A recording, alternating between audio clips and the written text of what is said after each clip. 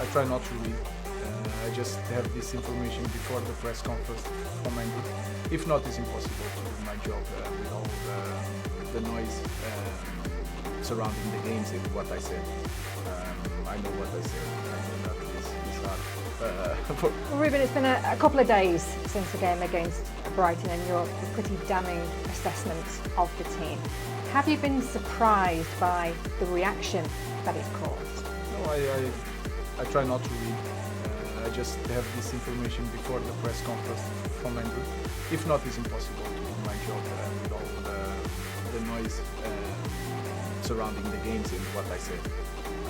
I know what I said. I know that it's hard for people to listen what I said. I try to explain now in the press conference that I was talking more about me because we played 10 games with me as a coach in Premier League, and we lost 7, I think.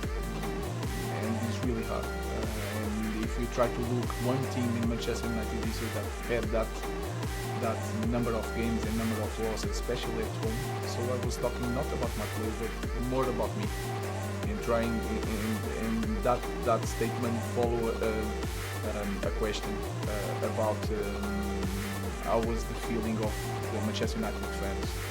So I was trying to show that we know that what we are doing wrong, and that is really hard for the fans, and we will try to fix it. You were pretty scathing. You said it's perhaps the worst Manchester United team, how everybody is underperforming. You had some strong words to say in public. Were there strong words to the team? Was it an angry dressing room after that game? No, everything I said there, I said in the dressing room. Maybe that was the problem.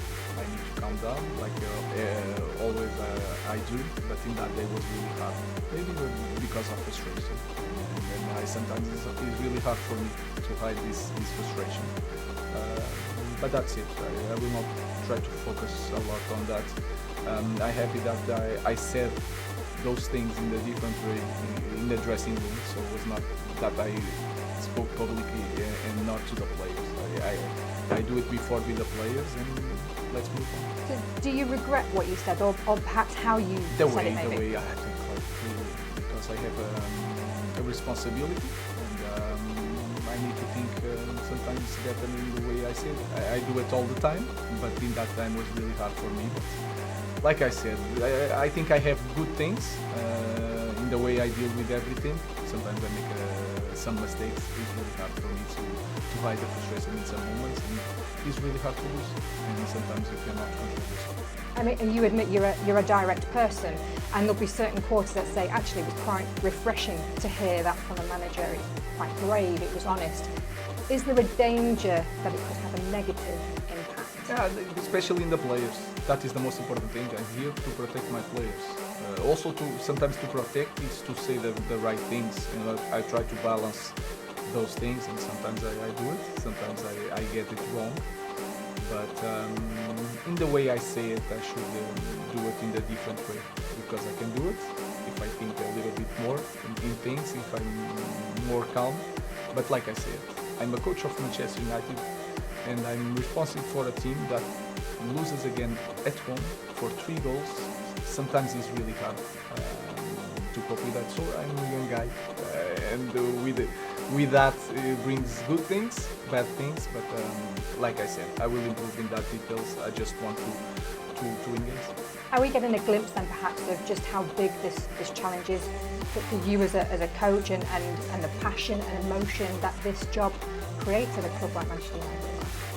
For me, it's always the same passion. I know that Manchester United is the biggest club in the world, but I know that even when I start in the 3rd division, I had the same feeling. It's not about the people. It's about me. It's the way I feel. It's the way that you feel. That I will say it again. Some things that you can use it. That I'm feeling that I'm failing to my players. I'm failing to Omar and to Jason, and that feeling is really hard to deal. So it's more about me than the other people, because I have a clear idea that tomorrow nobody is going to remember me. So it's not about me. It's what about other people think about me. That will pass in 2 weeks.